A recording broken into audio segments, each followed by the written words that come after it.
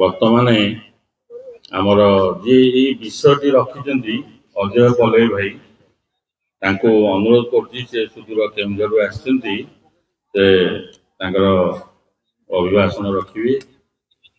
ଭାଇ, प्रणाम are the lotus feet of the divine mother. करुणा भाई माँ परम प्रभु श्री अरविंद मंचासीन माँ कर विशुद्ध शक्तिमान जंत्र पूज्य अनादि भाई, बनवाली भाई, चित्तरंजन भाई, अमूल्य भाई एवं मोर सम्मुखें उपस्थित समस्त दिव्य अभिषु भाई भौणी माने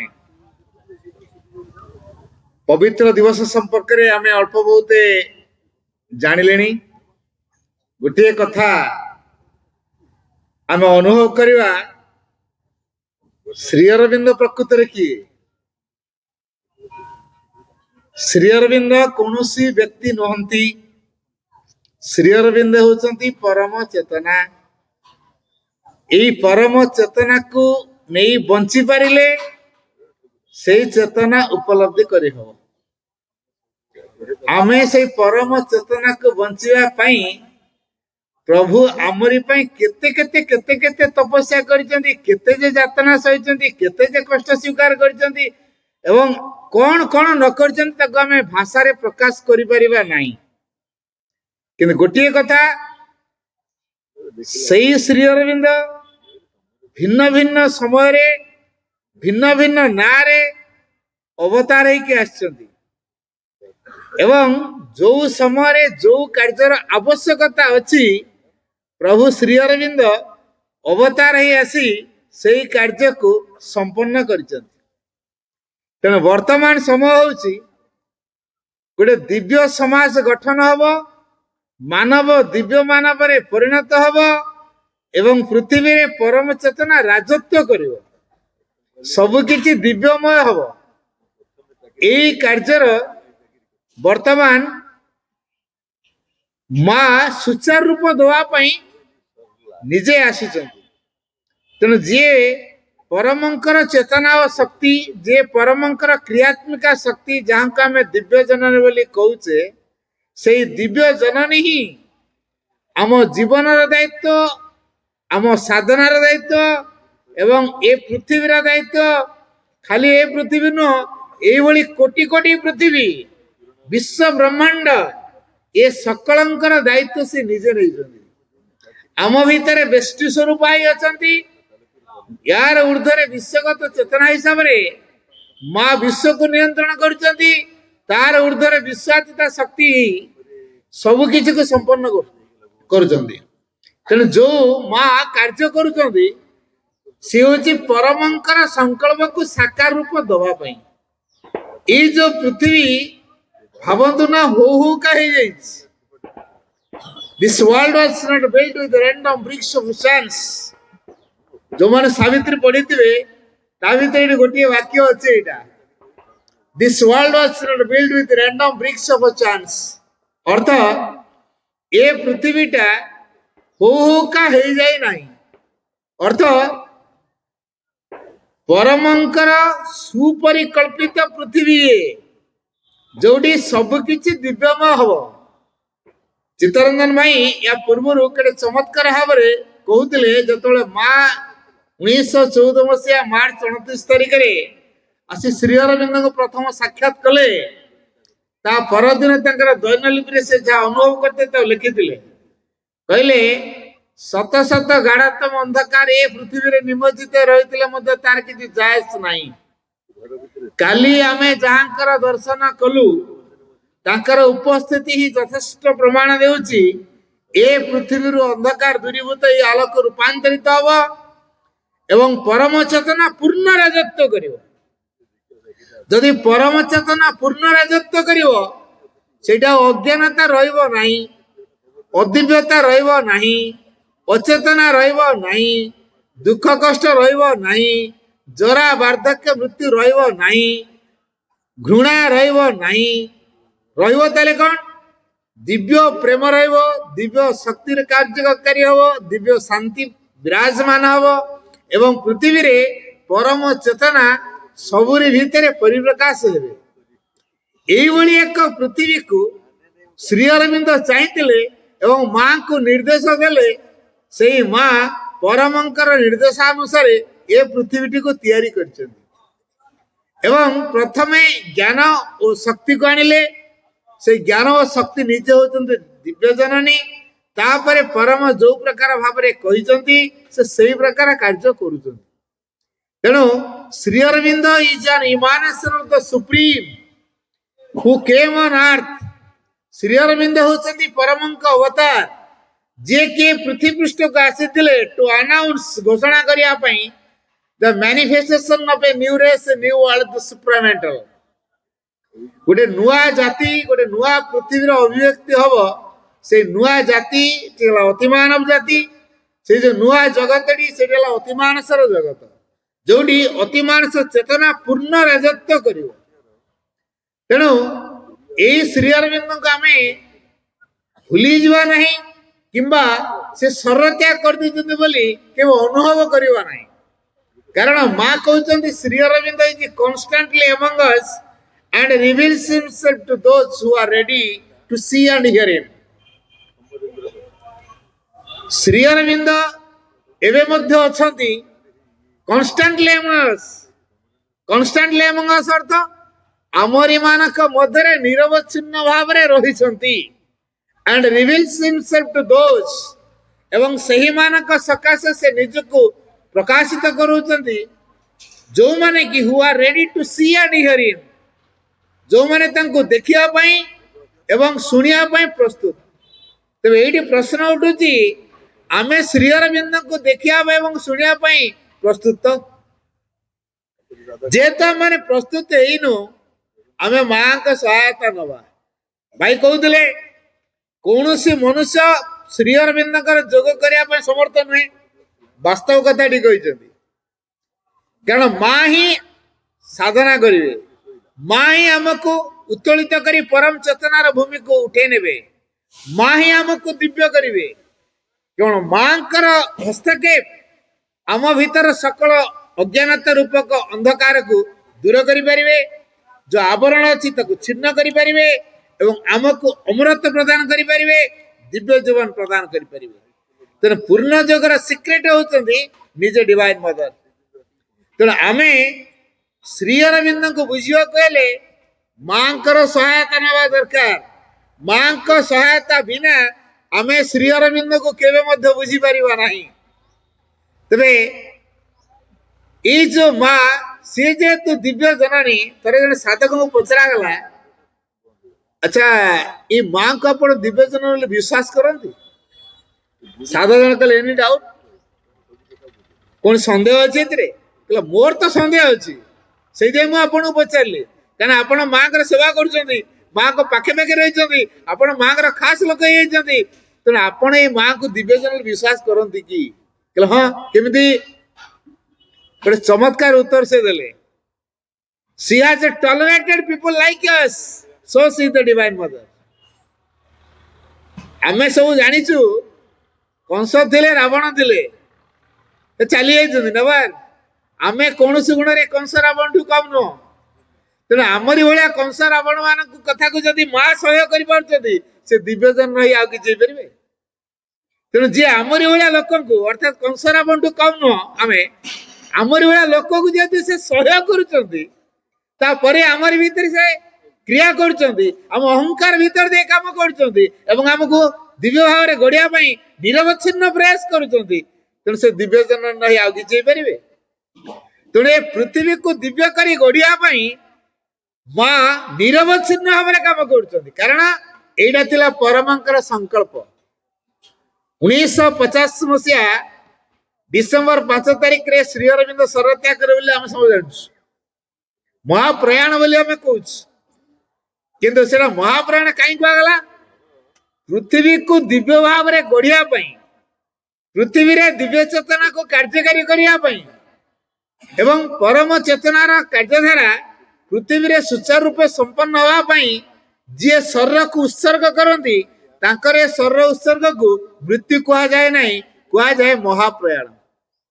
श्री अरविंद से काम कर ଅଣଚାଶ ମସିହାରେ 1949 ମସିହାରେ ମା ଓ ଶ୍ରୀ ଅରବିନ୍ଦ କଥା ହେଲେ।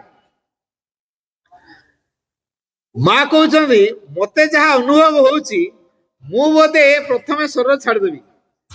ଶ୍ରୀ ଅରବିନ୍ଦ ଅତି ଦୃଢ଼ତାର ସହିତ କହିଲେ ନା ନା ନା, no no, this can never be. ସେ କଥା ହେଇପାରିବନି।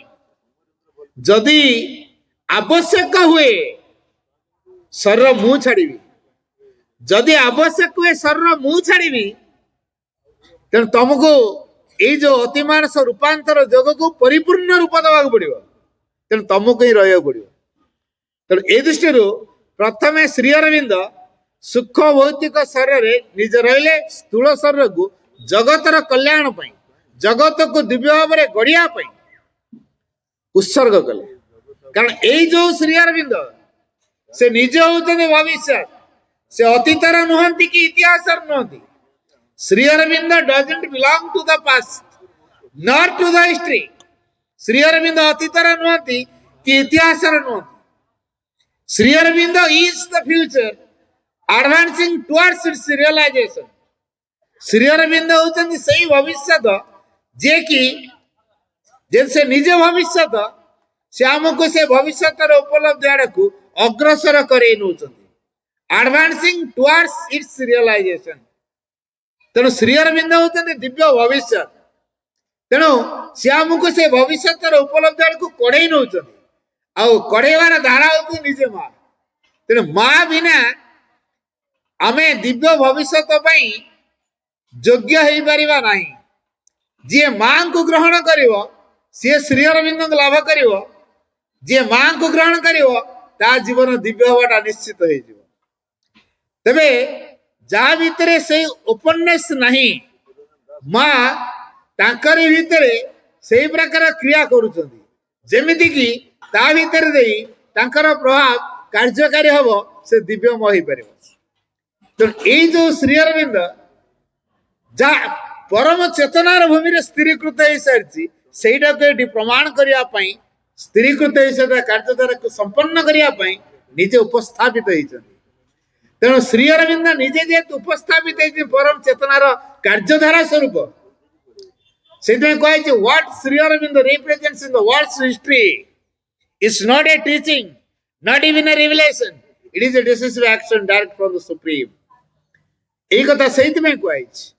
ତେଣୁ ଏଇ ଯୋଉ ଶ୍ରୀ ଅରବିନ୍ଦ, ଆମେମାନେ ଶ୍ରୀ ଅରବିନ୍ଦକୁ କେମିତି ହୃଦୟରେ ଉପଲବ୍ଧି କରିବା, ମାଙ୍କ ଜରିଆରେ। ମାଙ୍କୁ ଭଲ ପାଇଲେ ଶ୍ରୀ ଅରବିନ୍ଦକୁ ଲାଭ କରିହବ।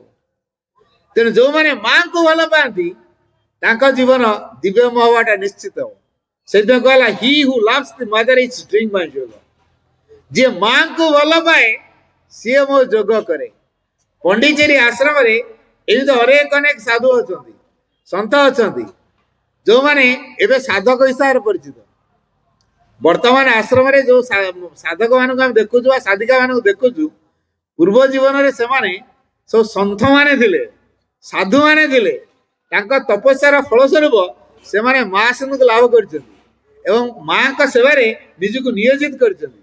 ଆମେମାନେ ଓଡ଼ିଶାରେ ଥାଇ ଯଦି ମାଙ୍କୁ ଭଲ ପାଇପାରିଲେ, ମାଙ୍କ କାର୍ଯ୍ୟରେ ଯଦି ନିଜକୁ ବ୍ୟାପୃତ କରି ରଖିପାରିଲେ, ଆମେମାନେ ମଧ୍ୟ କୌଣସି କମ୍ ନୁହଁ ସେ କୃପାର ଅଧିକାରୀ ହେବା ପାଇଁ। ଆମେ ବି ସେ କୃପାର ଅଧିକାରୀ ହେଇପାରିବା। ତେଣୁ ଯିଏ ଯୋଉ ଭୂମିରେ ଅଛନ୍ତି, ସେଇ ଭୂମିରେ ଯୋଉ କାମଟି ମିଳିଛି ସେଇ କାମକୁ ଯଥାର୍ଥତାର ସହିତ କଲେ ଭଗବାନଙ୍କର ସେବା ହବ। ମାଙ୍କୁ ପଚରା ହେଲା ଭଗବାନଙ୍କର ସେବା କଣ?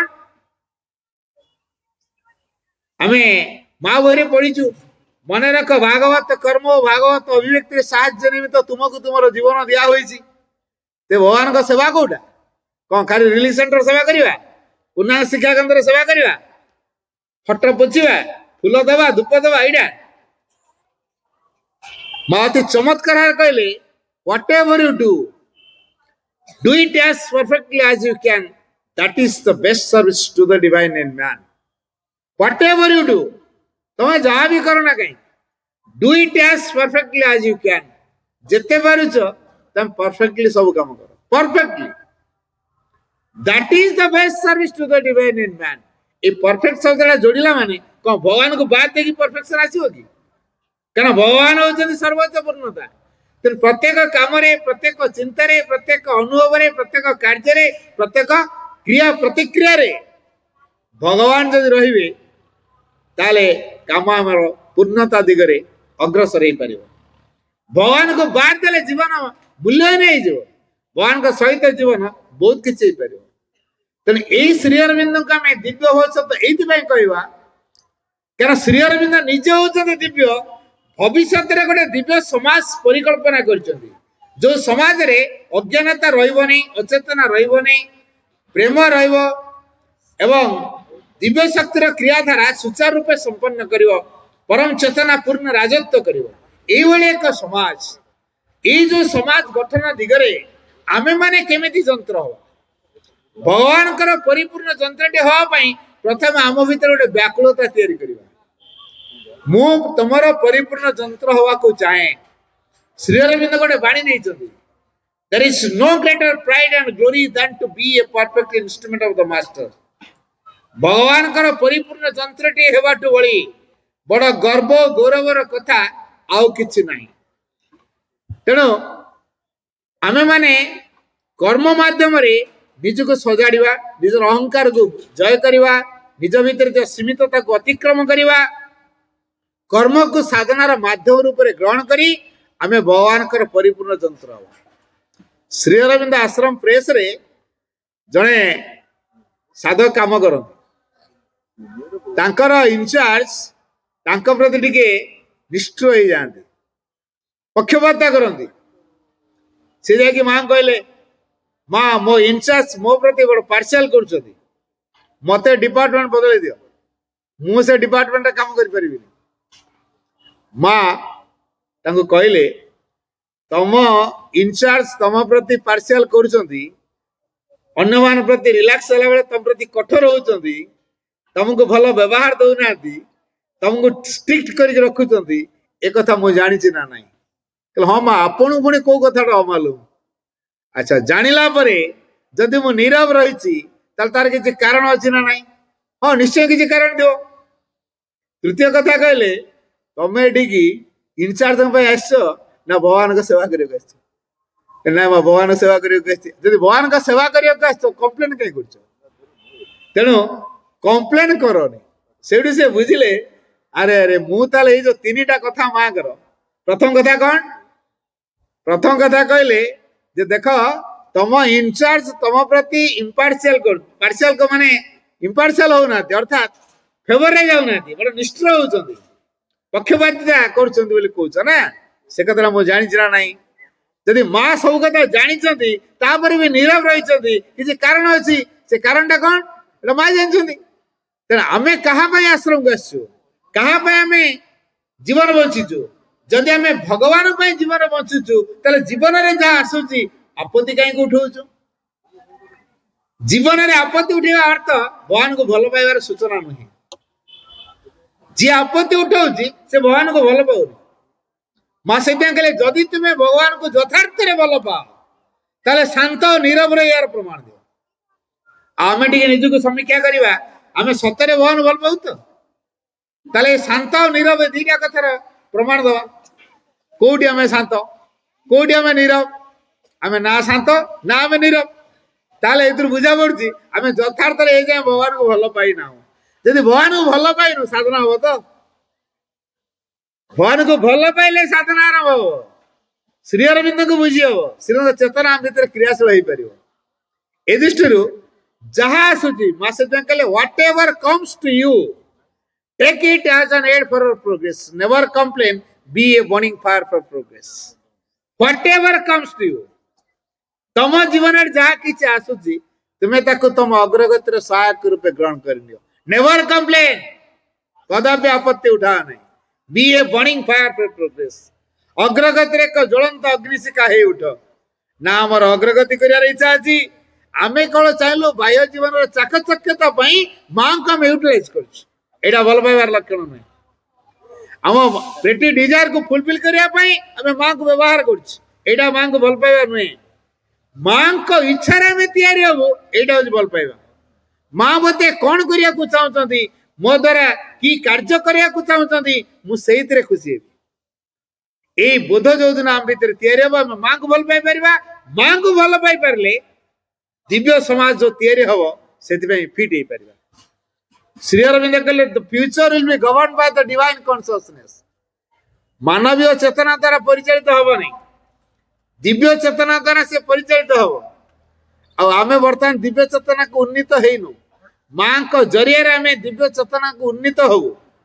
ମାଙ୍କ ଜରିଆରେ ଯେତେବେଳେ ଉନ୍ନୀତ ହବୁ ତାପରେ ସେ ଦିବ୍ୟ ଚେତନାରେ ଆମର ଆଇଡେଣ୍ଟିଫିକେସନ ମିଳିବ।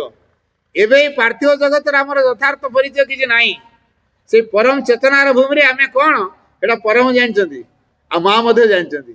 ତେଣୁ ଆମକୁ ମା ସେ ପରମ ଚେତନାର ଭୂମିକୁ ଉତ୍ତୋଳିତ କରିବା ପାଇଁ ଆମରି ମାନଙ୍କ ଗହଣକୁ ମାନବ ରୂପ ଧରି ମାନବ ପରି ଜୀବନ ଗ୍ରହଣ କରି ମାନବ ପରି ଜୀବନ ବଞ୍ଚି ଆମମାନଙ୍କ ସହିତ ସାଧନା କରି ଆମକୁ ଶିଖେଇ ଯାଇଛନ୍ତି। 1950 ଡିସେମ୍ବର 8 ତାରିଖରେ ମା ଶ୍ରୀ ଅରବିନ୍ଦଙ୍କୁ ଅନୁରୋଧ କଲେ ଆପଣ ଯୋଉ ଶରୀରଟିକୁ ଛାଡ଼ି ଦେଇଛନ୍ତି ସେ ଶରୀରକୁ ଆଉ ଥରେ ଫେରି ଆସନ୍ତୁ। ଶ୍ରୀ ଅରବିନ୍ଦ କହିଲେ ମୁଁ ଯୋଉ ଶରୀରକୁ ଇଚ୍ଛାକୃତ ଭାବରେ ଛାଡ଼ିଛି, ଉଦ୍ଦେଶ୍ୟମୂଳକ ଭାବରେ ଛାଡ଼ିଛି, ମୁଁ ଆଉ ଥରେ ସେ ଶରୀରକୁ ଗ୍ରହଣ କରିପାରିବି ନାହିଁ। I shall manifest again in a again ଅର୍ଥାତ୍ ମୁଁ ଆଉ ଥରେ ଅଭିବ୍ୟକ୍ତି ହେଇକି ଆସିବି ଫାର୍ଷ୍ଟ ସୁପରମେଣ୍ଟାଲ ବଡି କୁ ନେଇକି, ଅର୍ଥାତ୍ ପ୍ରଥମ ଅତିମାନବର ଶରୀରକୁ ନେଇକି ମୁଁ ପ୍ରଥମ ଅଭିବ୍ୟକ୍ତି ହେଇକି ଆସିବି। ପ୍ରଥମ ଅତିମାନବର ଅଭିବ୍ୟକ୍ତି ସ୍ୱରୂପ ଶ୍ରୀ ଅରବିନ୍ଦ ଆସିବେ in a supramental body built in a supramental way। ଅତିମାନବ ଶରୀର ଯାହାକୁ ଆମେ କହୁଛେ ସେ ଅତିମାନସ ଧାରାରେ ତିଆରି ହେଇଥିବା ଏକ ଶରୀର। ସେଇ ଅତିମାନସ ଚେତନାରେ ତିଆରି ହେଇଥିବା ଏକ ଶରୀରକୁ ନେଇ ପ୍ରଥମ ଅତିମାନବର ପ୍ରତିନିଧି ସ୍ୱରୂପ ଶ୍ରୀ ଅରବିନ୍ଦ ଅଭିବ୍ୟକ୍ତି ହେଇକି ଆସିବେ ବୋଲି ମାଙ୍କୁ 1950 ଡିସେମ୍ବର ମାସ 8 ତାରିଖରେ ଶ୍ରୀ ଅରବିନ୍ଦ ପ୍ରତିଶ୍ରୁତି ଦେଇଛନ୍ତି। ତେଣୁ ସେଇ ଅତିମାନସ ଧାରାରେ ନିର୍ମିତ ଶରୀର ବର୍ତ୍ତମାନ କଣ ଆମେ ଲାଭ କଲେଣି? ଆମେ ଲାଭ କରିନୁ। ତେଣୁ ଶ୍ରୀ ଅରବିନ୍ଦଙ୍କ ଯୋଗର ଯୋଉ ଅସଲ କଥାଟି ହଉଛି ଯୋଉ ଶରୀର ବିଲୟ ହେଇଯାଉଛି, ଶରୀର ମୃତ୍ୟୁ ଲଭୁଛି, ଜୀବନରେ ମୃତ୍ୟୁ ନଥାଏ, ସେ ଶରୀରରେ ଅମରତ୍ୱ କେମିତି ପ୍ରକାଶ କରାଯାଇ ପାରିବ, ତାର ପ୍ରତ୍ୟେକ କୋଷାଣୁ ମଧ୍ୟରେ କିପରି ଦିବ୍ୟ ଚେତନାର ଅନୁପ୍ରବେଶ କରାଯାଇ ପାରିବ, ସେ ଦିବ୍ୟ ଚେତନାକୁ ଯେତେବେଳେ ଆମେ ଅନୁପ୍ରବେଶ କରାଇ ପାରିବା ତାପରେ ଏଇ ଏ ଶରୀର ଭଗବାନଙ୍କୁ ସ୍ମରଣ କରିବାକୁ ଆରମ୍ଭ କରିବ। ଏଇଥିପାଇଁ ଶ୍ରୀ ଅରବିନ୍ଦ ତପସ୍ୟା କରିକି ନିଜ ଶରୀର ମଧ୍ୟକୁ ଅତିମାନସକୁ ଅବତରଣ କରେଇଲେ। ସେ ସୂକ୍ଷ୍ମ ଭୌତିକ ଶରୀର ରହିଲା, କିନ୍ତୁ ପାର୍ଥିବ ସ୍ତରରେ ଆମେ ବର୍ତ୍ତମାନ ଯୋଉ ଜଗତରେ ଅଛେ ଏ ଜଗତକୁ ସେ ଆସିପାରିଲା ନାହିଁ। ମା 1956 ଦେଖୁଛନ୍ତି ଯେ ଯୋଉ ଶକ୍ତିକୁ ଶ୍ରୀ ଅରବିନ୍ଦ ଏତେ ବର୍ଷ ଧରି ତପସ୍ୟା କରି ଆଣିଲେ, 1926 ରୁ 1950 ପର୍ଯ୍ୟନ୍ତ ଅତିମାନସ ଯୋଗ ସାଧନା କରି ଯୋଉ ଶକ୍ତିକୁ 1950 ଆଣିଲେ ସେ ସୂକ୍ଷ୍ମ ଭୌତିକ ସ୍ତରରେ ରହିଗଲା, ସେ ସ୍ଥୂଳ ଜଗତକୁ ଆସିପାରିଲା ନାହିଁ। ତେଣୁ ମା କଣ କଲେ, ନିଜେ ସେ ସ୍ତରକୁ ଉଠିଲେ ଏବଂ ଗୋଟେ ସୁବର୍ଣ୍ଣ କବାଟ ଛେକିଛି ଏଟାକୁ ସେ ଦେଖିଲେ, ଗୋଟେ ସୁବର୍ଣ୍ଣ ହାତରେ ତାକୁ ଶକ୍ତ ପ୍ରହାର ଦେଲେ, ସେ କବାଟଟି ଭାଙ୍ଗି ଚୁରମାର ହେଇଗଲା। ଅତିମାନସ ସ୍ରୋତ ଅବାରିତ ଧାରାରେ ପ୍ରବାହିତ ହେଇ ଆସିଲା ଏ ପୃଥ୍ୱୀ ବକ୍ଷକୁ। ତାପରେ ମା ଗୋଟେ ବାଣୀ ଦେଲେ ସେଇ ବର୍ଷ, କହିଲେ O lord thou hast willed I execute। ହେ ପ୍ରଭୁ ତମେ ଯାହା ସଂକଳ୍ପ କରିଛ ମୁଁ ତାହାକୁ କାର୍ଯ୍ୟକାରୀ କରିଛି। A new light breaks upon the earth। ପୃଥ୍ୱୀ ପୃଷ୍ଠରେ ଗୋଟିଏ ନୂତନ ଜ୍ୟୋତି ଉଦ୍ଭାସିତ ହେଇଛି। and a new world is born। ଏବଂ ଗୋଟେ ନୂତନ ପୃଥିବୀ ଜନ୍ମ ନେଇଛି। things that were promised are fulfilled। ଯାହା ସବୁ କିଛି ପ୍ରତିଶ୍ରୁତ ହୋଇ ରହିଥିଲା ବର୍ତ୍ତମାନ ତାହା ପୂର୍ଣ୍ଣ ହେଇଛି। 1914 ଯେତେବେଳେ ଆସିଥିଲେ ମା ସେ ବାଣୀଟିକୁ କହିଥିଲେ ଏମିତି ଗୋଟେ ନୂତନ ଜ୍ୟୋତି ଉଦ୍ଭାସିତ ହବ ଏବଂ ଗୋଟେ ନୂଆ ପୃଥିବୀ ଜନ୍ମ ଲାଭ କରିବ। ବର୍ତ୍ତମାନ ସେଇ ବାଣୀ କୋଲଟେଇଲେ ଗୋଟେ ନୂତନ ଜ୍ୟୋତି ଉଦ୍ଭାସିତ ହେଇଛି ଏବଂ ଗୋଟେ ନୂଆ ପୃଥିବୀ ଜନ୍ମ ନେଇଛି। ତେଣୁ ଆମେ ମାନେ ଯୋଉ ନୂଆ ପୃଥିବୀ କଥା କହୁଛେ 1956 ସେ ଦିବ୍ୟ ସମାଜ ବା ଦିବ୍ୟ ପୃଥିବୀ ତିଆରି ହେଇ ସାରିଛି। ଆମେ ବର୍ତ୍ତମାନ ସେ ଦିବ୍ୟ ପୃଥିବୀର ବା ଅତିମାନସ ଜଗତର ବର୍ତ୍ତମାନ ହଉଛି ବଂଶଧର। ତେଣୁ ଅତିମାନସ ଜଗତର ଯେହେତୁ ଆମେ ମାନେ ସେ ଅତିମାନସ ବିଷୟରେ ହିଁ ଚିନ୍ତା କରିବା ଦରକାର। अतीतर कथा कौन है चिंता करिया पड़ो नहीं माँ एप्रिल 24 1956 गोटे बाणी देले the manifestation of a supramental upon earth is no more a promise a living fact a reality 1956 April 24 रे माँ जहाँ बाणी देले the manifestation of a supramental upon earth is no more a promise अतिमान पृथ्वी पृष्ठ रे अतिमानसर अभिव्यक्ति वर्तमान प्रतिश्रुति होई रही नहीं it is at work here वर्तमान ये कार्यशील अवस्था ए लिविंग फैक्ट वर्तमान से जीवंत रूप से अच्छी कार्यशील अवस्था अच्छी वन डे विल कम एमती एक दिन आसी पहुंचो when the most blind the most unconscious even the most unwilling जेतेबेले कि निहाती अज्ञानी व्यक्ति माने मोस्ट ब्लाइंड बोली जो कहउची से ब्लाइंड माने कौन फिजिकल ब्लाइंड कथा कोई ना अज्ञानी अंधमान कथा कहछन आ निहाती अचेतनशील व्यक्ति माने निहाती परिवर्तन विमुख व्यक्ति माने जो माने परिवर्तन को चाहू ना shall be obliged to recognise it अर्थात ए शक्ति को चिन्हिया पई से माने बाध्य हेबे वर्तमान से अति मानसर प्रेशर वर्तमान होउची माँ वर्तमान तो कार्यकारी करूची कारण सेतिकी न 1956 मसीहा फेब्रुआरी 29 तारीख पर 1967 मसीहा मे मास 4 तारीख अर्थात 4 5 6 7 रे माँ यही अति मानस शक्ति को मानव स्तर आड़ को आणले क्रियाशील करेले आओ सबुठ बड़ कथा है आम एबे जो नुआ वर्ष पालन कले न्यू इयर्स डिसेम्बर 31 तारीख राति 12टा पर नुआ वर्ष हो गला से दिन कौन है स्थूल भाव में कौन सी प्रेयर आवश्यकता नहीं कि कंसंट्रेशन आवश्यकता नहीं जाग्रत अवस्था रे माँ देखुचंदी तांको पाखकु अति मानव चेतना अवतरी आसुची मध्यरात्रि परठारु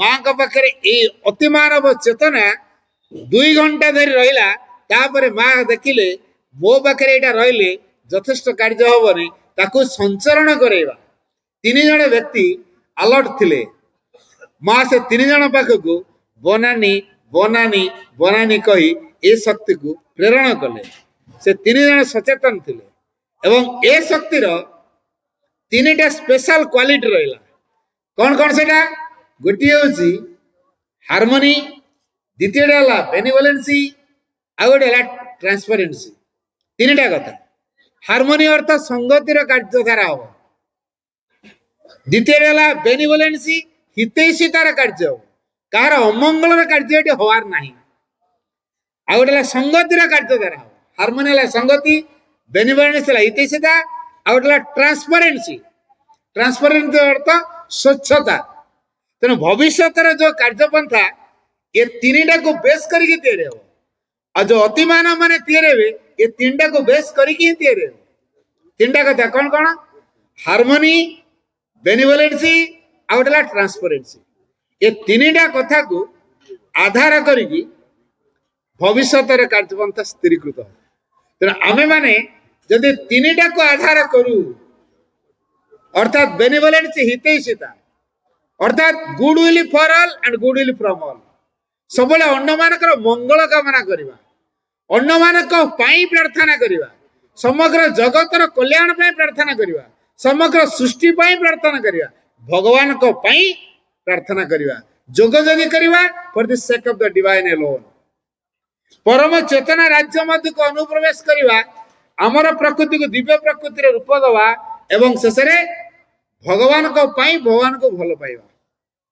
ट्रांसपेरेंसी अर्थात स्वच्छता भीतर बाहर 2टा समान हो भीतर गोटे प्रकार बाहर आ गोटे प्रकार एटा भविष्य समाज कथा कहनी दिव्य समाज कथा कहनी भीतर आम अंतरात्मा द्वारा परिचालित हवा तार जो दिव्य प्रभाव बाहर मन प्राणी शरीर से परिप्रकाश हो तेणु भीतर सहित आम संपर्क रहा दरकार आम बाहर सहित संपर्क करछु भीतर को अवॉइड कर दउछु तेणु भीतर अर्थात साइकिक डिस्कवरी ये हूँ जीवन असल कथा से अंतरात्मार आविष्कार कले जाई से अंतरात्मा प्रेरणा द्वारा परिचालित हेले आम भविष्य से दिव्य समाज बा दिव्य जगत उपयुक्त हो पारिबा आ ए क्षेत्र में ये अंतरात्मा पाखे पूर्ण मात्रा नवेदन दरकार तेबे जे आम भविष्य समाज गठन पर उपयुक्त हो पार। श्री अरविंद कहले जे जो भविष्य समाज तैयारी हम a perfect human society can not be created by men or composed of men who are themselves imperfect. एक परिपूर्ण मानव समाज a perfect human society can not be created by men ए मनुष्य मानक द्वारा तैयारी हो पार नहीं हु आर देमसेल्व्स इम्परफेक्ट जो माने निजे अपरिपूर्ण से अपरिपूर्ण मानव मानक नहीं केबे भी परिपूर्ण मानव समाज गठन करा जाय पारिबो नाही। तले ए क्षेत्र में मानवर कर्तव्य कौन until man can gives all it has to God never shall there be a perfected society। अर्थात जे पर्यंत मानव पाखरे जहा जहा अछि आमे सब महाभारत पढुछु निजे जहा निजर जहा किछि अछि चेतनार प्रत्येक स्तर प्रत्येक वृत्ति कोटा खाली घोषि साइरुणी मोर खाली फट बाड़ बाहर जाउछि किंतु अनुभव अछि कि कार्य करूछु कि धीरे धीरे सेटा को कार्य रूपता अनुभव बंची शिखिबा। तेणु ये सही कथा कह मानव पाखे जहा जहा अच्छी से सब किसी को जेपर्यंत से परम चेतना पाखे निजक नवेदन न कर जहा किसी नवेदन न कर प्रत्येक क्रिया प्रतिक्रिया को प्रत्येक चिंता भावना अनुभव कल्पना को सबकि एवरीथिंग एवं समग्र जीवन को the whole of our life should be a prayer and offer to the divine. हमरे समग्र जीवन को भगवान निकट में एक आत्मदान निवेदन न करिया पर्यंत ए अंतरात्मा हम जीवन दायित्व नहीं पारिबनी।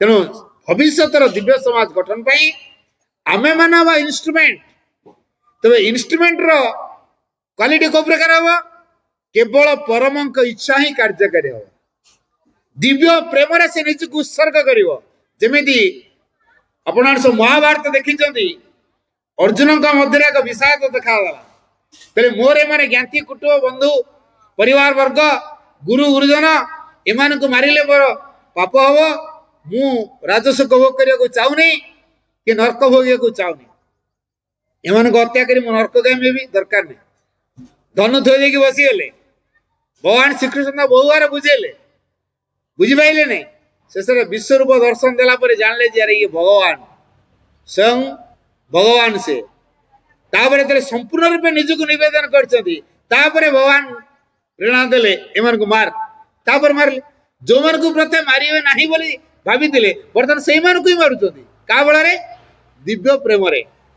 जन दिव्य प्रेम जेतले कार्यकारी हबो सेतले केवल गोटे कथा late thy will be done not mine।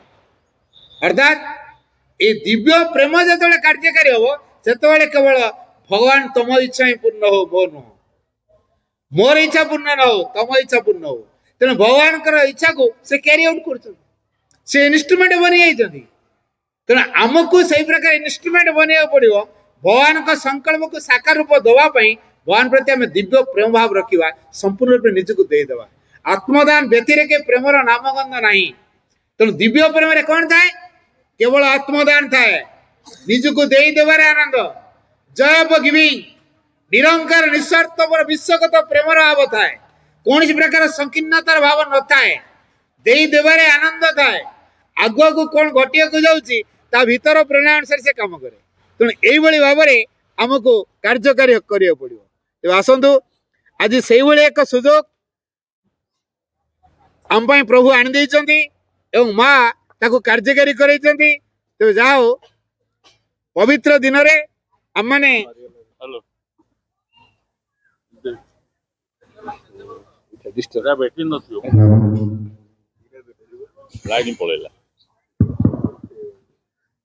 तो जाओ आम आज से एक सुजोग आसी पहुंची आम श्री अरविंद को चेतना नहीं बंचवा श्री अरविंद को उपलब्धि करने श्री अरविंद सहित सामिल हवा श्री अरविंद को समग्र सत्तार क्रियाशील करवा अर्थात मन प्राण शरीर और अंतरात्मा प्रभु श्री अरविंद चेतना क्रियाशील हो आम प्रभु योग्य हवा। वंदे मातरम।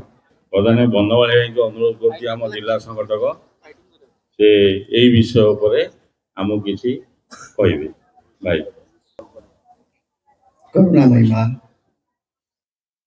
परम प्रभु श्री अरविंद पूज्य अनाजी भाई ଛୋଟ ଭାଇ ଅଜୟ ଭାଇ ଏବଂ ପରିଚାଳନା କରୁଥିବା ଶ୍ରଦ୍ଧେୟ ଅମୂଲ୍ୟ ଆଗରେ ମୋର ସମ୍ମାନୀୟ ବୟସ୍କ ବ୍ୟକ୍ତି ବାପା ଭାଇ ଛାତ୍ରଛାତ୍ରୀମାନେ ବସିଛନ୍ତି। ଏ ମାଙ୍କର ଦରବାର ଏଠି ସମସ୍ତେ ମାଙ୍କ କୃପା ପାଇଥାନ୍ତି। ତାଠୁ ବଡ଼ ଜିନିଷ ଆଉ କିଛି ନୁହେଁ। ଯୋଉଠି ଦିନ କୌଣସି ବାର୍ଷିକ ସମ୍ମିଳନୀ ହେଉଥାଏ, ଗୋଟେ ସ୍ପେଶାଲ ପର୍ବ ହେଉଥାଏ, ମାଙ୍କ ସିଟିଂ ହେଉଥାଏ, ସେଇଦିନ ସ୍ୱତନ୍ତ୍ର କୃପା ବ୍ୟକ୍ତି ପାଖକୁ ଆସିଥାଏ। ବ୍ୟକ୍ତି ଯଦି ସେଇ ଉଦ୍ଦେଶ୍ୟରେ ଆସିଥାଏ ସେ ସ୍ଥାନକୁ, ସେ ତାକୁ ଅନୁଭବ କରେ।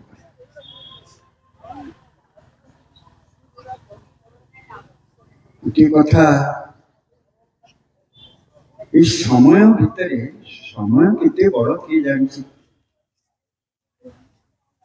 টাইম ইজ গড ବୋଲି টি.এস. এলিয়ট କହିଛନ୍ତି। ବିଫୋର କ୍ୱାର୍ଟେଟ୍ସ ବୋଲି ଗୋଟେ ବିରାଟ ବଡ଼ କବିତା ବହି ଲେଖିଛନ୍ତି, ଗୋଟା ପିଜି ପିଲା, ମୁଁ ବି ପଢୁଥିଲି ତାକୁ। ଟାଇମ୍ ଇଜ ଗଡ୍, ଭଗବାନ ଏତେ ବଡ଼, ଏ ସମୟଟା ସେତେ ବଡ଼। ଏବଂ ସେ ସମୟଟାକୁ କାହିଁକି ତିଆରି କରିଛନ୍ତି ନା ସୃଷ୍ଟି ପାଇଁ। ଯେତେବେଳେ ଟାଇମ୍ ନାହିଁ ଭଗବାନ ଅଛନ୍ତି ତାକୁ ପରାର୍ଥ କରନ୍ତି। ଯେତେବେଳେ ଟାଇମ୍ ଅଛି ସୃଷ୍ଟି ଅଛି ତାକୁ ଅପରାଧ କରନ୍ତି। ଯୋଉ ଅତି ମାନସ କଥା କହୁଛନ୍ତି ଆମେ, ଆପଣମାନେ ଶୁଣୁଛନ୍ତି, ସେ ସତ୍ୟ ସବୁ ପ୍ରଭୁଙ୍କର ମାଙ୍କର ଦିବ୍ୟ ସତ୍ୟର ଭିନ୍ନ ନାମ। ଯେ ଅତି ମାନସ କହୁଛନ୍ତି ସଚିତ୍ ଆନନ୍ଦ ପରମ ପରମେଶ୍ୱର ପରାତ୍ପର ସୁପରାତ୍ମ। ସିଏ ରହିଛନ୍ତି এই ସୃଷ୍ଟି ନାଟକର ପଶ୍ଚାତ। କିନ୍ତୁ ଯୋଉ ମଞ୍ଚ ଉପରେ ନାଟକଟି ହଉଛି, ସୃଷ୍ଟି ଚାଲିଛି, ସୃଷ୍ଟି ପ୍ରକ୍ରିୟା, ମାନେ ଏଠି କିଛି ଦେଖୁଛନ୍ତି, କିଛି ଶୁଣୁଛନ୍ତି, କିଛି କରୁଛନ୍ତି, ଉପଭୋଗ କରୁଛନ୍ତି, ଅନୁଭବ କରୁଛନ୍ତି, ବିବର୍ତ୍ତନ ଧାରାରେ ସିଢି ଉପରେ ସିଢି ଦେଇ ଉପରକୁ ଉଠୁଛନ୍ତି। এই ପ୍ରକ୍ରିୟା ଯୋଉଠି ଚାଲିଛି, ଏର ଅପରାଧରୁ ପରାଧ ଆଡକୁ ଯାଉଛି। এই ମୋଡରେ ପ୍ରଭୁ ଶ୍ରୀ ଅରବିନ୍ଦଙ୍କର ଭୂମିକା କଣ? ଶ୍ରୀ ମାଙ୍କର ଭୂମିକା କଣ? ନା ପରମ ପ୍ରଭୁ ଯିଏ ପରାର୍ଦ୍ଧରେ ଅଛନ୍ତି, ଉପର ଅର୍ଦ୍ଧରେ ଯିଏ ସୃଷ୍ଟିକୁ ନିର୍ମାଣ କରିଛନ୍ତି, ତାଙ୍କର ଦିବ୍ୟ ଶକ୍ତି ମାଙ୍କ ଦ୍ୱାରା କରିଛନ୍ତି। ପରମଙ୍କର ଦିବ୍ୟ ଶକ୍ତି ହେଲେ ମା, ସେ ହେଲେ ପରମା ଜନନୀ ପରାଶକ୍ତି। ପ୍ରଭୁ ସଂକଳ୍ପ କରନ୍ତି, ମା ତାକୁ ରୂପ ଦିଅନ୍ତି। ଆମେ ସବୁ ଏଠି କଣ କରୁଛନ୍ତି ନା ସେ ଆମ ଭିତରେ ବି ସେ ଆତ୍ମା ସ୍ୱରୂପ ହେଇକି ଅଛନ୍ତି। ଆମ ଭିତରେ ସେ ଆତ୍ମା ସ୍ୱରୂପ ହେଇକି ଅଛନ୍ତି। ଗୋଟେ ବିକାଶ କାର୍ଯ୍ୟ ଚାଲିଛି। ବିକାଶ କାର୍ଯ୍ୟ ମାନେ କଣ? ଗୋଟେ ଆତ୍ମା ସ୍ତରରେ ଗୋଟେ ବଢି ବଢି ବଢି ବଢି ବଢି ବଢି ସମସ୍ତେ ଅଜାନ୍ତରେ ଚାଲିଛନ୍ତି। ପଶୁଟେ ବଢି ବଢିକା ଯାଉଛି, ମଣିଷ ବି ବଢି ବଢିକା ଯାଉଛି, ମାନେ ଚେତନାରେ ତା ଭିତରେ ଯୋଉ ଅନ୍ତର୍ଚେତନା ରହିଛି ସେଇଟା ବଢି ବଢିକା ଯାଉଛି। ଏ ପ୍ରକୃତି ଦ୍ୱାରା ତା ଅଜାଣତରେ, ତା ଅଜ୍ଞାନତାରେ ଏପର୍ଯ୍ୟନ୍ତ ଚାଲିଛି। ପ୍ରଭୁ ଶ୍ରୀ ଅରବିନ୍ଦ ଏବଂ ମା ଏ ବିଷୟ ଆମକୁ କହିଦେଲେ, ଆମେ ସଚେତନ ହେଲେ। ଏବଂ ଯୋଉ ଅତିମାନସ ମହାଶକ୍ତି କ୍ରିୟାଶୀଳ ପୃଥିବୀରେ ମା କରାଉଛନ୍ତି, ପ୍ରଭୁ ଜାଣନ୍ତି ମା କରାଉଛନ୍ତି। ଏ ଯୋଉ ନୂଆ ସୃଷ୍ଟିଟି ଆସ୍ତେ ଆସ୍ତେ ଆରମ୍ଭ ହବ, ଏଇଥିରେ କଣ ହବ ନା ପରାର୍ଦ୍ଧର ଯୋଉ ସବୁ ମଧୁର ତତ୍ଵ ଗୁଡିକ ଅଛି दिव्य सत्य गुड़िक अच्छी से गुड़िक उपादान भाव में शेष ये जो स्थूल जगत एवं से जो सूक्ष्म जगत से जो सूक्ष्म सत्य ये जो हाफ सत्य यार भितर जो क्रम चलती ये गोटे सृष्टि लीला तेणु आमर लक्ष्य हूँ आम सचेतन हवा मोर भितर भी प्रभु अच्छा अतिमान चेतना और शक्ति क्रियाशील अच्छा मो भितर भी अच्छा यही सचेतनता हूँ बड़ मु भगवान को चाहे यह हूँ जोग जड़े व्यक्ति न चाहला भर जोग हुए जोग भगवान करती मनीष जोग करे भगवान करते माँ श्री अरविंद आम भितर ये जोग कर तेणु सचेतन यही समय जदि आमे चाहिबा जे गोटे सत्य धारा रे एभली किछि घटू ताहेले सब किछि ठीक हो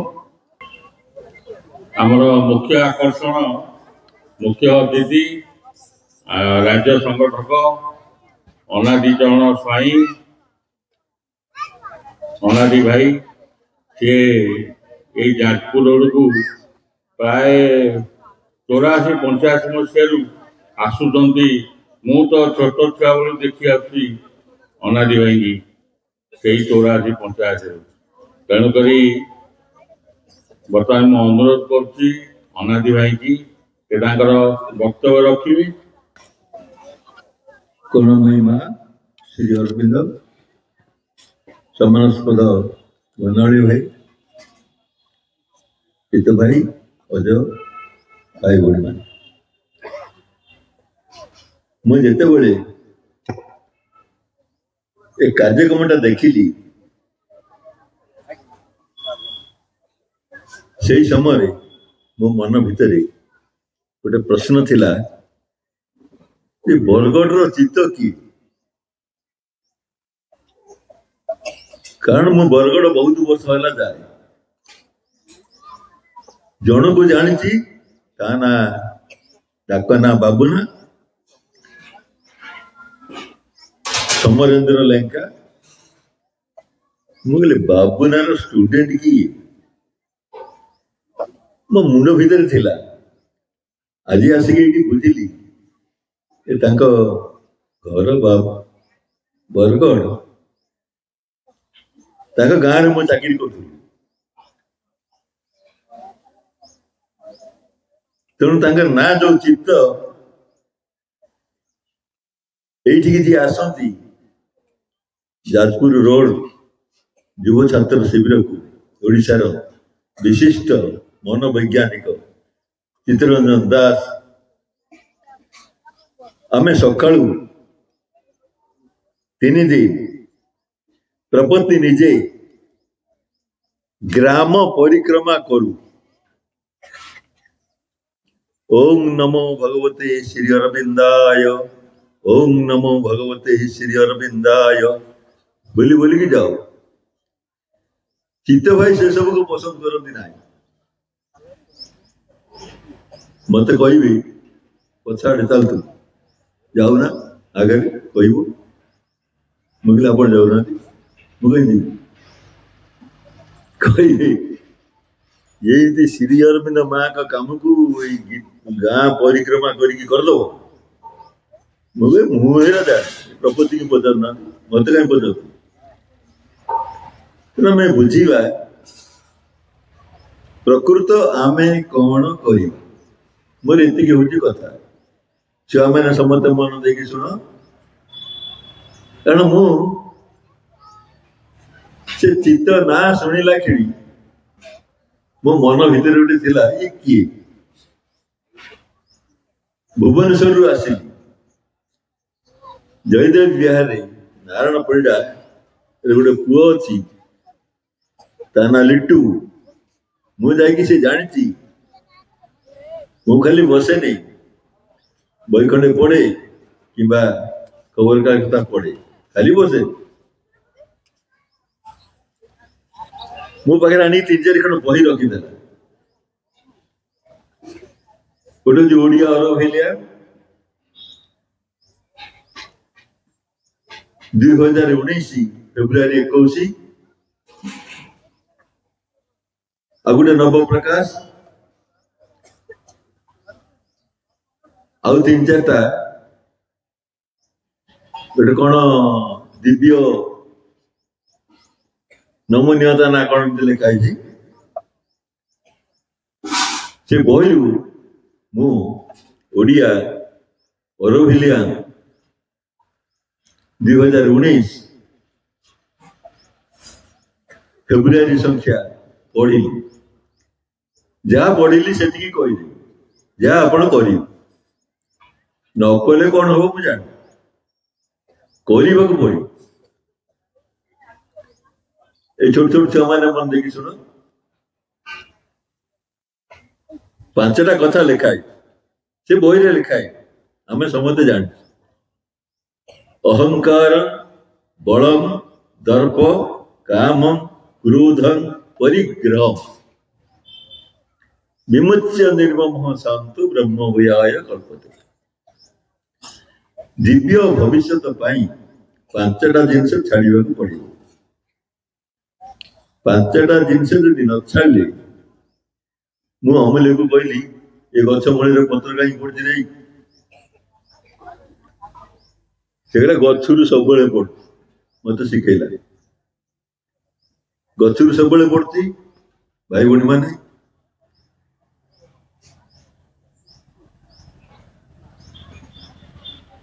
ଜଣେ ସାଇନ୍ସ ଟିଚର, ତାକୁ ଆପଣମାନେ ସମସ୍ତେ ଜାଣିଛନ୍ତି। ଏଠି ଗୋଟେ ସ୍କୁଲରେ ପାଣିକୋଇଲି ସେ ପାଖରେ ଥିଲେ। ମୁଁ ତାଙ୍କ ସ୍କୁଲକୁ ଯାଇଥିଲି। ଯେତେବେଳେ ମହାଶୟଙ୍କ ବିଷୟରେ କହୁଥିଲି, ଏଠି ଯେତେ ବସିଛନ୍ତି ଶ୍ରୀରଙ୍ଗ ଆଶ୍ରମ ପଣ୍ଡିଚେରୀ ଦେଖିଛନ୍ତି, ସମସ୍ତେ ମନ ଦେଇକି ଶୁଣନ୍ତୁ। ଆଶ୍ରମରେ ଯେ ଡାଇନିଂ ହଲ୍, ତା ମୂଳରେ ଗୋଟେ ଆମ୍ବ ଗଛ ଅଛି।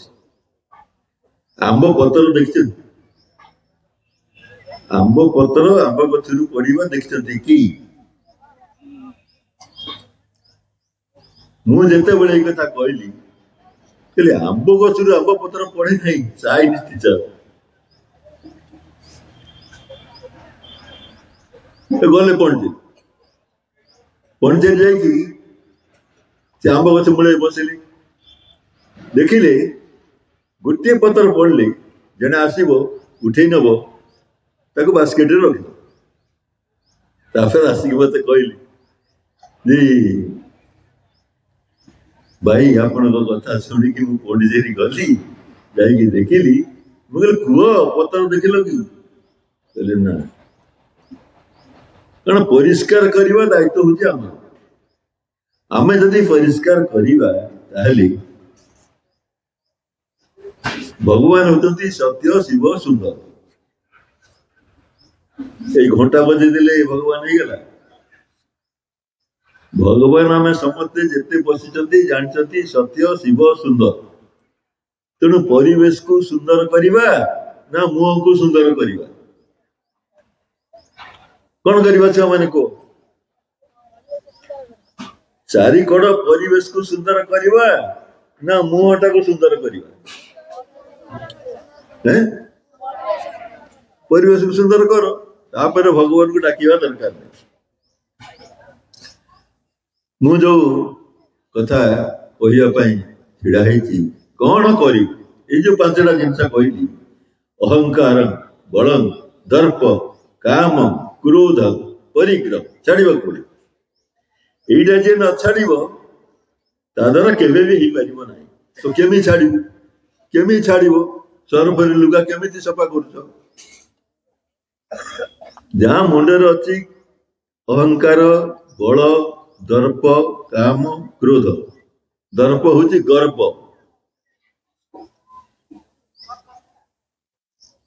କଂସ ଯିଏ ହବ, ମନକୁ ମନ ମରିବ ନା ତାକୁ କିଏ ମାରିଦବ? କଂସ କୃଷ୍ଣଙ୍କୁ ଦେଖିକି ଗଡି ପଡିକି ମରିଗଲା ନା କୃଷ୍ଣ କଂସକୁ ମାରିଥିଲେ? ଦେଖିକି ଗଡିକି ପଡିଲା ନା ପଡିଲାନି? କଂସ ଏଡେ ବଡ ବୀର ପ୍ରତାପୀ, କୃଷ୍ଣ ଛୁଆଟେ, ତାକୁ ଦେଖିକି କେମିତି ଗଡିକି ପଡିଗଲା?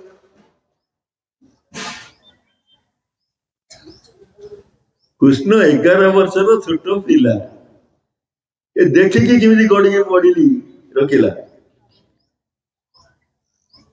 ଯାହା ହଉ, ଅନେକ କଥା ମୁଁ କହୁନି, ଛୋଟ ଛୋଟ କଥା 4ଟା କହିବି। କରିବା, କାଲି ସକାଳୁ କରିବି, ତାପରେ କଣ ହବ ମୁଁ ଜାଣି। ବରଗଡ଼ର ସେ ଯୋଉ ପିଲା ନା, ମୁଁ ସେ ବହିରୁ ପଢିଲି, ଜଣଙ୍କ ନାଁ ହଉଛି ସମରେନ୍ଦ୍ର ଲେଙ୍କା। ବରଗଡ଼ କଲେଜରେ ପାଠ ପଢୁଥିଲା, ଟିକେ ବଦମାସିଆ, କଲେଜରେ ପାଠ ପଢୁଥିଲା ବେଳେ ବୁଲି ଚାଲି ଆସେ। ଅନେକ ଥାନ୍ତି ବହୁତ ଦୁଷ୍ଟ, ବୁଲିକି ଚାଲି ଆସିଲା ଖାଇବା ଲାଗି ଘରକୁ। ତା ମୁଣ୍ଡ ବହୁତ ବିନ୍ଧିଲା। 2019 ମସିହା ଫେବୃଆରୀ 21 ତାରିଖ, ଓଡିଆ ଅରଭିଲିଆ ସହୃଦୟତା ବିଷୟଟା ଆପଣ ପଢିବେ, ତାପରେ ଜାଣିବେ। କାରଣ ହୃଦୟଟା ଆମ ଭିତରେ ଅଛି, ଏଇଠି ଅଛି, ଏଇଠି ଆମ ହୃଦୟ ଅଛି, ଏଇଠି ଆମ ଆତ୍ମା ଅଛି, ଆଉ କୁଆଡେ? ଆମେ ଯେତେବେଳେ ଚାହିଁବା ସେଇଠିକି ଯିବା ପାଇଁ ସମାଧାନ ସାଙ୍ଗେ ସାଙ୍ଗେ ହବ, କହିପାରିବା। ତେଣୁ ସମରେନ୍ଦ୍ର ଆସିଲା, ସାଇକେଲରେ ଚାଲି ଆସିଲା। ତା ମା ବହୁତ ଠାକୁର ପୂଜା କରେ, ଜଗନ୍ନାଥ, ଗଣେଶ, ଦୁର୍ଗା, ସମଲେଇ, ଏମିତି ଠାକୁର ସବୁ ପୂଜା କରେ।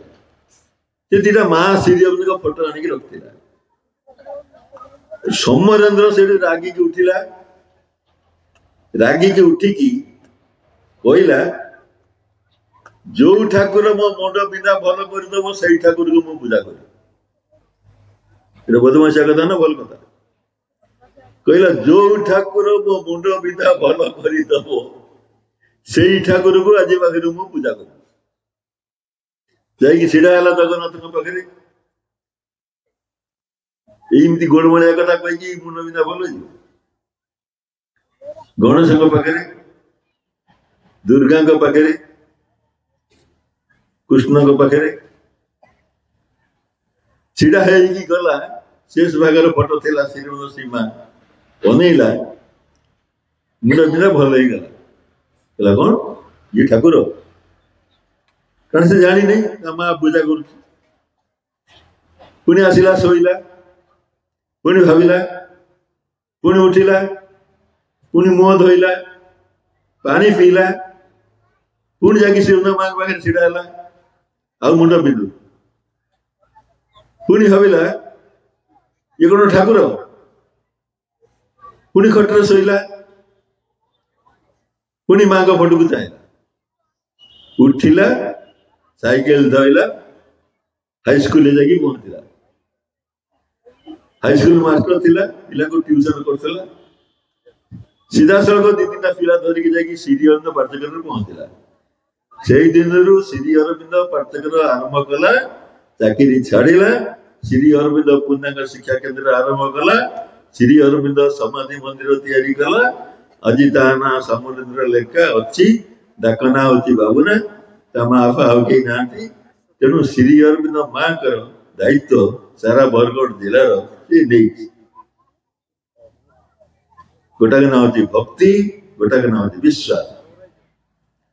ତମ ଭିତରେ ଯଦି ଭକ୍ତି ଅଛି, ବିଶ୍ୱାସ ଅଛି, ମାଙ୍କ ମୁହଁକୁ ଖାଲି ଚାହିଁକି ତମ ଦୁଃଖ, ତୁମ ଅସୁବିଧା ଟିକେ କହିବ। କିନ୍ତୁ ତମ ଭିତରେ ଏତିକି ଜିନିଷ ନଥିବ, ଅହଙ୍କାର, ବଳ, ଦର୍ପ, କାମ, କ୍ରୋଧ। ତେଣୁ ସେ ସମ୍ବଲପୁରରେ କହନ୍ତି, ମୁଁ ଅନେକଙ୍କୁ କହେ, ଯାହା ରାଗ ତାକେ ଖାଏ। ଯାହା ରାଗ ତାକେ ଖାଇବନି। ତମେ ରାଗିଲେ ତମ ମୁଣ୍ଡ ଗରମ ହବ, ତମକୁ ବ୍ଲଡ ପ୍ରେସର ରୋଗ ହବ ନା କାହାକୁ ହବ? ତମ ଗାଁ ଲୋକଙ୍କୁ ହବ।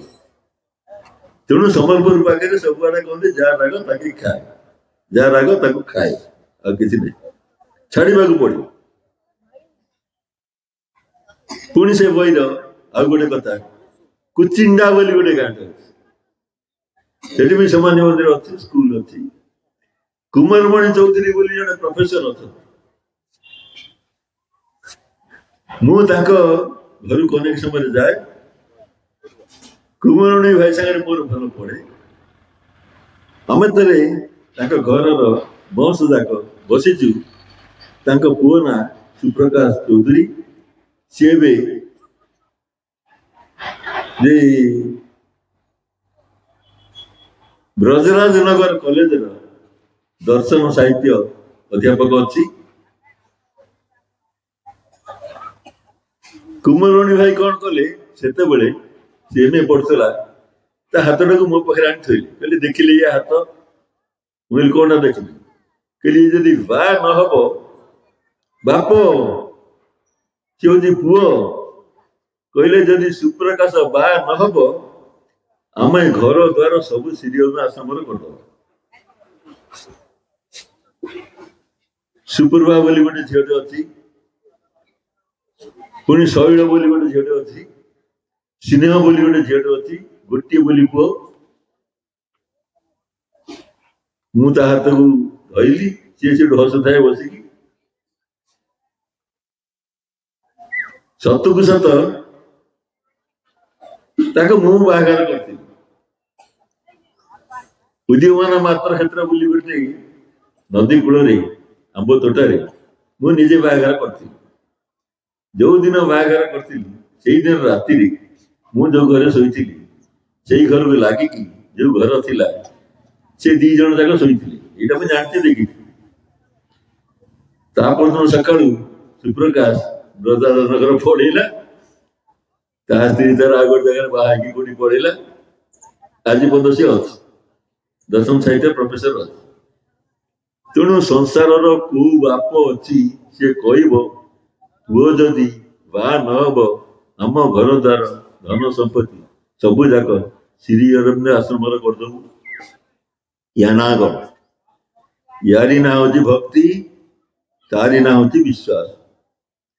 ସେଇ ଓଡିଆ ଅରଭିଲିଆ ଫେବୃଆରୀ 21, 1900 ମସିହା, ଯୋଉ 2019 ମସିହା ପଢିଲେ ଆପଣ ମାନେ ଜାଣିବେ କଣ ଗୋଟେ କରିବାକୁ ହବ। ଆମେ ଯେତେବେଳେ ଏଇ ରହସ୍ୟକୁ ବୁଝିବା, ମୁଁ ଯେ ଛିଡା ହେଇକି କଥା କହୁଛି, ମତେ ଅନେକ ଜାଣିଥିବେ, ବାକି ଜାଣିନଥିବେ। ମୋ ବାପା, ତାଙ୍କ ନାଁ ଗଣନାଥ ସ୍ୱାଇଁ, ଯେ ବହିରେ ଲେଖା, ଖାଲି ପଢିଲେ ଜାଣିଲି, 2-3 ଥର ପଢିଲି। ମୁଁ ଦିନ ଏମିତିକା ଥିଲି ନା। ମୋ ବାପା ମତେ କହିଲେ, ଆମ ଘରେ 4-5ଟା ଛୁଆ ତାଙ୍କର ନାତିଫାତି ଅଛନ୍ତି, କହିଲେ ଶ୍ରୀ ଅରବିନ୍ଦ ଆଶ୍ରମ ଯଦି ଆମ ଘରର ଛୁଆ ଗୁରାଙ୍କୁ ପାଠ ପଢେଇବ, ଆମ ଜମି ବାଡି ସବୁ ଘରଦ୍ୱାର ଶ୍ରୀ ଅରବିନ୍ଦ ଆଶ୍ରମ ନାଁରେ କରିଦବା। ମୁଁ କହିଲି ଜମି ବାଡି ତମେ କିଣିଥିଲ? ତା ବାପା କିଏ ସେ କଥା କିଣିଛି ସେ କଥା ସିଏ ଜାଣନ୍ତି। ସେ ଛୁଆ ସବୁ ବର୍ତ୍ତମାନ ଅଛନ୍ତି। ତେଣୁ ସଭା ଶେଷରେ 2 ଏକର ଜମି ଦେଲେ। ଆମ ଗାଁରେ ଶ୍ରୀ ଅରବିନ୍ଦ ଚେତନା ଆଶ୍ରମ ବୋଲି ଗୋଟିଏ ଆଶ୍ରମ ତିଆରି ହେଇଛି। କଡମିଆ ଗାଁରେ ଅନେକ ଆପଣ ଦେଖିଛନ୍ତି। ମୋ ବାପା ଦେଇଦେଲେ, 2 ଏକର ଜମି କେମିତି ଦେଇଦେଲେ? ତମେ ଯାଜପୁର ରୋଡରେ କେହି ହାତେ ଜାଗା ଦଉନା, ଏ ସମାଧି କଥା ବୁଝୁଛି, ତା ନାକି ଘର ଖଣ୍ଡେ କରିଦିଅ ବୋଲି କହିଲେ କରିଦଉନା, ରାସ୍ତାଟେ କରିପାରୁନା, ଏଠି ମଣିଷ କେମିତି ଦେଇଦେଲେ? ଯଦି ଆମେ ଥରେ ବୁଝିବାକୁ ଚେଷ୍ଟା କରିବା, ବାବାଜୀ ମହାରାଜ ଲେଖିଛନ୍ତି ନିଜେ, ପ୍ରତି ମାସ ଆମକୁ କିଛି କିଛି ଶ୍ରୀ ଅରବିନ୍ଦ ପାଠ୍ୟଗୃହକୁ ଅର୍ଥ ସାହାଯ୍ୟ କରିବାକୁ ପଡିବ। ଆମର ଯୋଉ ରୋଜଗାର ଅଛି, ଯାହାର ରୋଜଗାର ନେଇ କିଛି ଚିନ୍ତା କରିବା ନାହିଁ। ତେଣୁ ଏଇ ଯୋଉମାନେ ସେ କୁମାରମଣି ଚୌଧୁରୀ ବା ଗଣନାଥ ସ୍ୱାଇଁ ବା ସେ ସମରେନ୍ଦ୍ର, ଏଇମାନେ ଯେମିତି ମା ଶ୍ରୀ ଅରବିନ୍ଦଙ୍କୁ ଧାରଣ କରିଥିଲେ ଯେ ସମରେନ୍ଦ୍ରର ଆଜିକାଲି ଗୋଡ ଫୋଡ ଚାଲୁନି। କଣ ଭାବିକି ସେମାନେ ଏତେ ଏତେ ବଡ ଆଶ୍ରମ ସବୁ କଲେ, କଣ ଭାବି? ତେଣୁ ଆମେ ଯଦି ମାଙ୍କ ବହି ପଢିବା, ମାଙ୍କର ସରଳ ଭାଷା ହଉଛି remember that your future is in your hand. ମନରେ ରଖ ଯେ ତୁମ ଭବିଷ୍ୟତ ତୁମରି ହାତରେ ଅଛି। You will become the man you want to be. ତମେ ଯେମିତି ମଣିଷ ହବାକୁ ଚାହୁଁଛ ସେମିତି ମଣିଷ ହବ। କାରଣ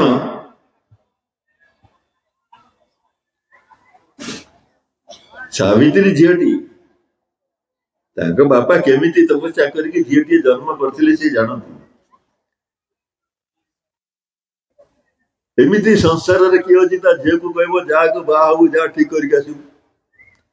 ତେଣୁ ସାବିତ୍ରୀ ଗଲେ, ସାରା ରାଜ୍ୟ ବୁଲିଲେ, ଜଙ୍ଗଲ ଭିତରେ ସତ୍ୟବାନଙ୍କୁ କାଠ କାଟୁଥିବା ପିଲାଟି ଦେଖିଲେ, ଦେଖିକି ଠିକ କରିକି ଚାଲି ଆସିଲେ। ତମକୁ ମୁଁ ବାହା ହେବି ବୋଲି କହିଲେ, ମୁଁ ଯାଉଛି ବାପାଙ୍କୁ କହିକି ଆସିବି। ଚାଲି ଆସିକି ତାଙ୍କ ବାପାଙ୍କୁ କହିଲେ ଯେ ସତ୍ୟବାନ ବୋଲି ଗୋଟେ ପିଲାଟା ଅଛି, ମୁଁ ସେଇଆକୁ ବାହା ହେବି। ବାପା ବିଶ୍ୱାସ କଲେ। କାହାକୁ ଦେଖିକି ଆସିଲା, ଏଇଟା ଠିକ ନା ଭୁଲ, ଏଠୁ ଭଗବାନଙ୍କୁ ଡାକିଲେ। ଭଗବାନଙ୍କୁ କେମିତି ଡାକିବ? ଭଗବାନଙ୍କୁ ଡାକିଲା ପରେ ନାରଦ ଓହ୍ଲେଇ ଆସିଲେ। ଆମେ ସବୁ ଜାଣିଛୁ କେମିତି ଡାକିଲେ ଯେ ନାରଦ ଓହ୍ଲେଇ ଆସିଲେ। ନାରଦକୁ କହିଲେ ଝିଅ କଣ ଠିକ କରିକି ଆସି ଦେଖିଲ? ନାରଦ ସେଇଠୁ ଆଖି ବୁଝିକି ଅନେଇଲେ। ଆଖି ବୁଝିକି ଅନେଇଲେ, ଭବିଷ୍ୟତକୁ ଦେଖିଲେ, ଦେଖିକି କହିଲେ this is the day when Satyavan must die. ଏଇ ହଉଛି ଦିନ ଯେତେବେଳେ ସତ୍ୟବାନଙ୍କର ନିଶ୍ଚୟ ମୃତ୍ୟୁ ହବ। ହଠାତ୍ ସାବିତ୍ରୀ ଉଠିଲେ, ଏଇ ଅନେଇଲେ, ଆଖି ବୁଝିକି ଉପରକୁ ଅନେଇଲେ, ଅନେଇକି କହିଲେ ସତ୍ୟବାନଙ୍କର ଯଦି ମୃତ୍ୟୁ ହବ, କେମିତି ମୃତ୍ୟୁ ହବ ମୁଁ ବି ଜାଣେ। ଭାଗ୍ୟର ବିଧାନ ପରିବର୍ତ୍ତନ ହେଇଯାଇପାରେ, କିନ୍ତୁ ମୋର ନିୟମ ପରିବର୍ତ୍ତନ ହବ ନାହିଁ। କେମିତିକା ଝିଅ, କେମିତିକା ଝିଅ, କୋଉଠିକି ଅନେଇଲେ, କୋଉଠିକି ନାହିଁ, ଉପରକୁ ଅନେଇଲେ। ବନବଢେଇ କହୁଥିଲେ ଭଗବାନ ସଚିତ ଆନନ୍ଦ, ଏଇ ମା ଶ୍ରୀ ଅରବିନ୍ଦଙ୍କ ମୁହଁକୁ ତମେ ବି ଯଦି ତମ ଘରେ ଅନେଇବ, ମୁଁ କହେ କାଲି ବରଗଡ଼ରେ କହିଥିଲି, ପରଦିନ ବି କହିଥିଲି, ଆଜି ବି ଏଇଠି କହୁଛି, ବରଗଡ଼ରେ କହୁଛି, ଭୁବନେଶ୍ୱରରେ ଗୋଟିଏ କାମ କେବଳ କରିବ। ଗୋଟିଏ କାମ, ତମ ଘରେ ମା ଶ୍ରୀଙ୍କ ଫଟୋ ରଖିବ, ଶ୍ରୀ ଅନ୍ନ ପ୍ରାର୍ଥନା କରିବ, ଯାହା କରୁଛ କର। ସେ ମାଙ୍କ ମୁହଁକୁ ଚାହିଁବ, କେବଳ ଚାହିଁବ, ଖୋଲା ଆଖିରେ ଚାହିଁବ, ଗୋଟେ ମିନିଟ ଚାହିଁବ। ପାଖରେ ଘଣ୍ଟା ରଖିଥିବ କି ତମ ମୋବାଇଲରେ ହାତ ମାରୁଥ, ମୁଁ ଜାଣିନି, ମୋବାଇଲ ୟୁଜ କରିପାରିବ। ଫୋନ ଆସିଲେ ଶୁଣିବନି କି ଫୋନ କାହାକୁ କରିବନି। 15 ମିନିଟ, ଗୋଟେ ମିନିଟ ମାଙ୍କ ମୁହଁକୁ ଚାହିଁବ, କେବଳ ଚାହିଁବ, ଖୋଲା ଆଖିରେ ଚାହିଁବ। ତାପରେ ଗୋଟେ ମିନିଟ ଆଖି ବନ୍ଦ କରିକି ଦେଖିବ ମାଙ୍କ ମୁହଁ ଦେଖା ହଉଛି ନା ଦେଖା ହଉନାହିଁ। ଭାଇ ଭଉଣୀ ମାନେ ଆଜି ପାଖରୁ କରିବ। ଆଖି ବନ୍ଦ କରିକି ଦେଖିବ, ଯଦି ଦେଖା ହଉଛି, ଏଡେ ସେଡୁ କଥା ଭାବିବନି। ଅହଙ୍କାର, ବଳ, ଦର୍ପ, କାମ, କ୍ରୋଧ, ଏଇଟା ଛାଡିବ। ତାପରେ ଆଖି ବନ୍ଦ କରିକି ଦେଖିବ ତମ ହୃଦୟ ଭିତରେ ମାଙ୍କ ମୁହଁ ଦେଖା ହଉଛି ନା ଦେଖା ହଉନାହିଁ। ଦିନକୁ 15 ମିନିଟ କାହାରି ସାଙ୍ଗରେ କଥାବାର୍ତ୍ତା କରିବନି, କେବେ ମୋବାଇଲ ୟୁଜ କରିବନି। କେବଳ 15 ମିନିଟ ତମ ଭିତରେ ଯଦି ସେଇ କାମ କରିବ, ମୁଁ କଣ କହେ, ତମେ ଯଦି ଏଇ କାମ କରୁଛ, ଟ୍ରେନ ଲାଇନ ଆଗରେ ଛିଡା ହେଲ, ସେ ଟ୍ରେନର ବ୍ରେକ୍ ଫେଲ କରିଯିବ, ସେ ଛିଡା ହବ। ଆପଣ କେମିତି କେମିତି ମୁଁ ଜାଣିନି, ମୁଁ ତ କହୁଛି ଆଉ।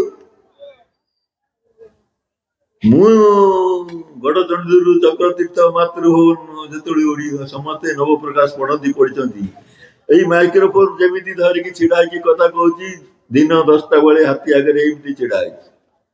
मो लुम कूप खाली मा मा मा मा मा मा मा मा मा मा कहता मु शुणी मो पछाड़ जने ठेलुची बंकेकी चाल बोली मु से सब शुणु नहीं प्राय 10-15 मिनिट परे मो गोड़ गुड़ा पछुके एमती फेरुची मु जानी नहीं 10-15 फुट पछुके फेरला परे हठात माइंड एक्शन कला दौड़ी पारि दौड़िली पहाड़ ऊपर पड़े पहाड़ ऊपर जे सब दौड़ी आसिले कौन कला मुझे गेल कला मांगड़ा मत छाड़ी पड़ेल कौन कला एमती अनेक कथा हाथी आगे एमती मुझे छिड़ा ता निश्वास मो पादरे बाजुची मो निश्वास ता थोड़ पादरे बाजुची सी मत चाहे मुझे चाहे ये कम किए कर मु करुची ना माँ कर तेणु माँ आम माँ श्री अरविंद पाखक आसीचु अर्थ माँ श्री अरविंद कौन न करि पारिबे मु जाने ना किंतु राग हिंसा आमको छाड़वा पड़े किमी छाड़ू लुगा किमी सफा कर मु अधिक कथा कहूँ ये कम जदि करवा ताहले आमर भविष्य जो दिव्यता आम निकट में परिस्फुट हम वंदे मातरम। बर्तमान शेष आमर मंदिर जी परिचारिका राजलक्ष्मी गोस्वामी राजअपा अनुरोध कर गोटे माँ वंदना करेंगे। श्री अरविंद श्री अरविंद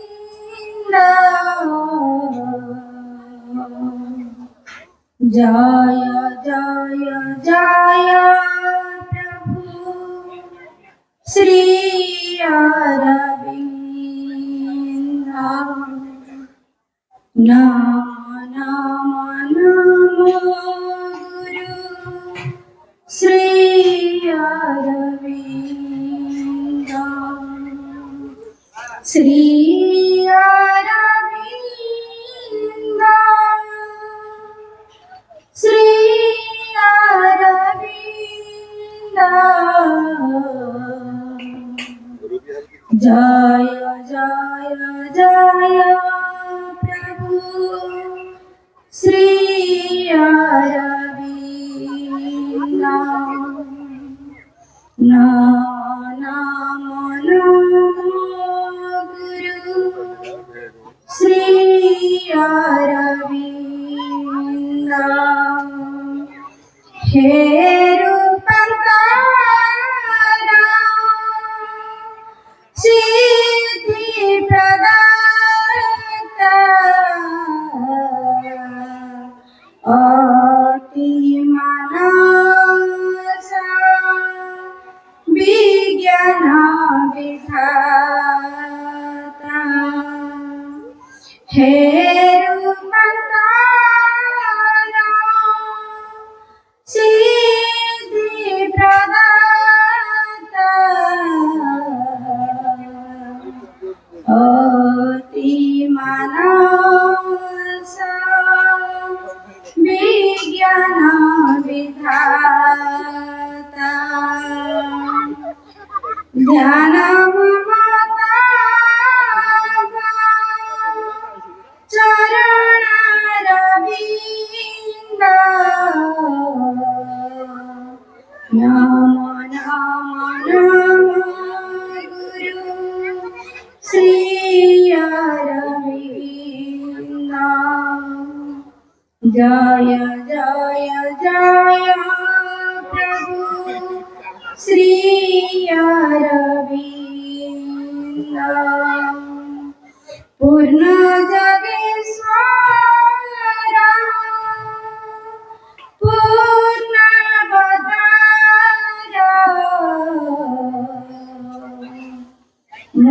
मुक्तिदाता प्रभु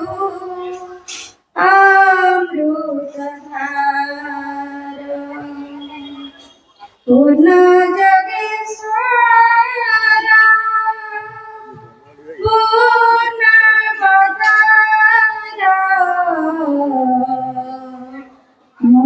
मुक्तिदाता प्रभु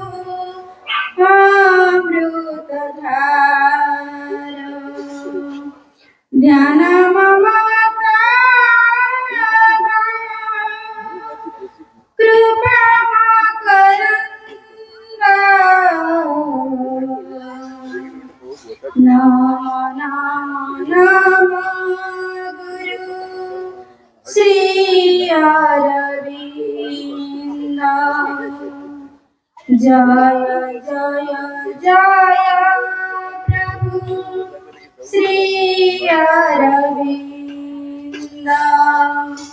श्री अरविंद श्री अरविंद नम नम नम गुरु श्री अरविंद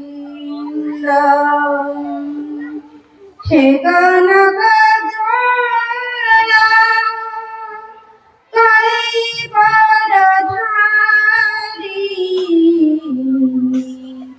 निखिल चराचर चित बिहारी हे कनक ज्वाला कैवरधारी निखिल चराचर चित बिहारी तब मधुपानी रता मम न मिलिंद नम नम नम गुरु श्री अरविंद जय जय जय प्रभु श्री अरविंद नित्य निरंजन सत्य विधाता अमृत शाश्वत जीवन दाता नित्य निरंजन सत्य विधाता अमृत शाश्वत जीवन दाता पथे तव भज खाली अलग आनंद